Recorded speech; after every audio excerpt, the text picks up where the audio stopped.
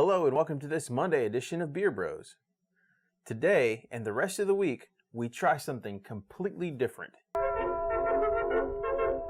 No, not that different. Okay, no, not that different. What we're doing this week is we're going to be infusing some hops and some other quality ingredients into some pre-made beer.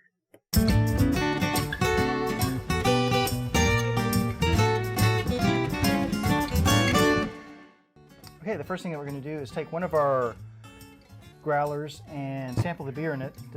This is a blonde ale that we acquired. Whoa, that's Back to the Future-ish. Yeah. Dun, dun, dun. Wow, we're just going to take a little bit off the top. Sound like my barber.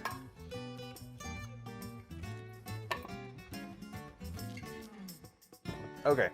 And get a feel for what this beer was like before we started playing with it. It's clear, it's a blonde ale. Effervescing, nice head, very clear, very filtered. Let's give it a smell. Sweet smell. Not a whole lot going on hop-wise, not heavily hopped. Yeah, I'd say just a kind of a typical, maybe almost a lager style. Yeah. So let's clinky drinky.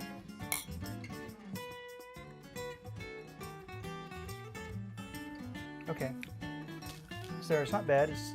I'd liken it to something that's just light, airy, breezy, something very summerish. Okay. So with that, let's go ahead and try our first hops of the week. And we're going to do all the dry hopping today. So our first hops are Citra hops. So citrus infused. Actually, citrus. No, they will have a citrus flavor, but no actual citrus juice. It's just the nature of the hop. So for the Citra, we're going to take a couple of pellets each because these are about half-gallon. So I'm going to hand you one of these. My hands aren't. Yeah, I know. That's why I'm dropping it in. And you can give those a smell. Okay. So you said that these are Citra hops? Yes.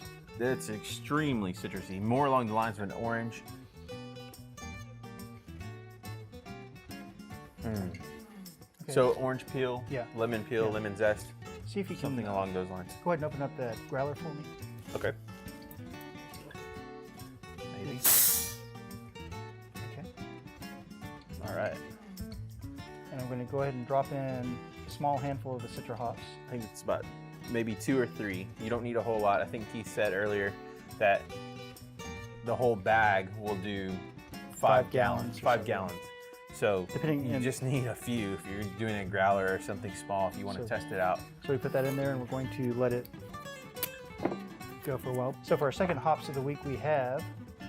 I'm still stuck on the first one. That's really cool. Cascade hops. These are from the same company. I bought these from the same company, but they're packaged by different organizations.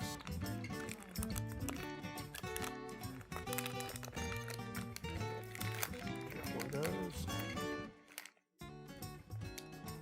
Let me drop one of these on you. Now, these look like little rabbit pellets. Pretty much, yeah.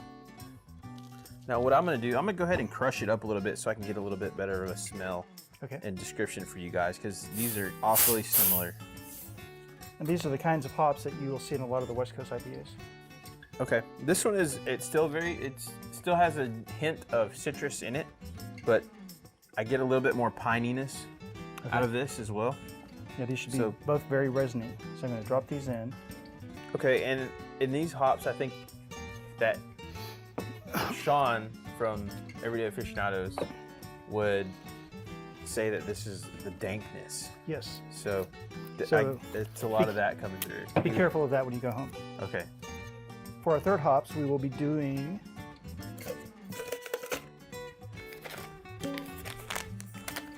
Simcoe, which will be another piney style hops. So another piney, resiny type of West Coast hop. So I'll give you one of these. Now this seems to be a little bit more strong of a scent. So the Simcoe, like I said, is a little bit more strong of a scent. I'm gonna kind of put it in this other hand because I still have a little bit of the residue from the Cascade on this hand. So sort of a cat pee type smell. which is not a great characteristic. But that's something what a lot of people will talk about with their beers, that it smells like cat pee. Yeah, and I can get some of that. Okay, for a final bonus doctoring of beer, we are going to, if you can bring over that one, we're going to use bourbon barrel staves and this generic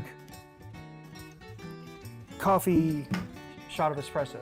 So the coffee should be good enough to go in as is. And this is going to obviously give it a bourbon-y coffee flavor to the beer. You didn't let me smell the coffee or the barrel staves. The coffee smells like coffee. Here. Smell the coffee. Yeah, it's black. I mean, smell the barrel you stave. do like French vanilla or anything? Nope. Oh, I can smell the bourbon in it. Yeah, exactly. Sweet. That's why they call them bourbon barrel staves. Yeah, I know. So, and drop those in. That's going to probably give it a very heavy flavor. And it'll cause foam. Yes. So that about wraps it up for this episode of Beer Bros. Join us on Wednesday, which will be a couple of days of our time. Yeah. And we will see how the beer turns out, assuming that there's Any not left? still foaming. So, once again, this was a clean. Yeah. We failed chemistry. Yes. You can't tell.